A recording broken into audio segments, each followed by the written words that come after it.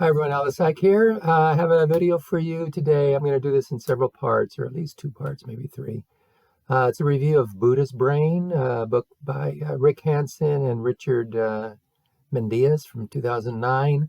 So a lot of it is going to be word for word. There might be some paraphrasing. Maybe I'll throw my own 2 cents in, whatever. But I'm going to do a lot of, just pulling out some of the highlights that I liked. So let's just jump right into it. So the authors state virtue simply involves regulating your actions, words, and thoughts to create benefits rather than harms for yourself and others. So in your brain, virtue draws on a top-down direction from the prefrontal cortex. Okay.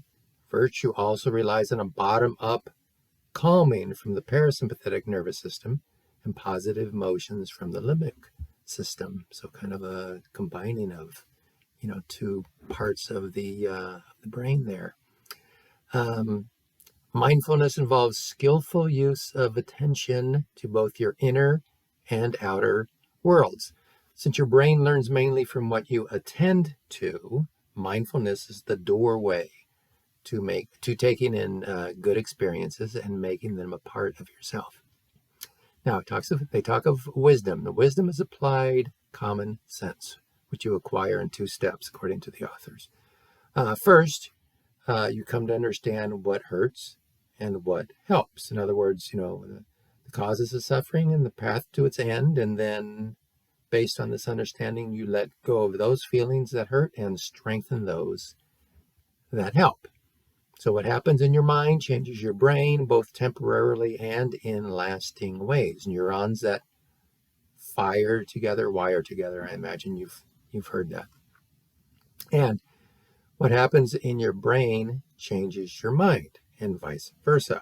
Okay, so you can use your mind to change your brain. Small positive actions every day will add up to large changes over time as you gradually build new neural structures. So it's kind of like therapy. You're kind of like chipping away, making some headway, and it's like after a year passes, you think, wow, I was at this point a year ago, and now I'm over here. Okay. Or you can apply it to other things, like lifting weights. I used to be scrawny, and now I'm buffed out, or something like that. It applies to a lot of situations. Negative events generally have more impact than positive ones. Think the negativity bias here. People will do more to avoid a loss than to acquire a comparable gain. And they reference Baumeister et al., 2001. Bad information about a person carries more weight than good information. They reference Peters and Kapinski, 1990. And you think about, misinformation, some real emotional stuff that might be put out on the internet, and it could be totally false. But if it's like emotionally charged, that's going to spread as something that's maybe a little bit more neutral.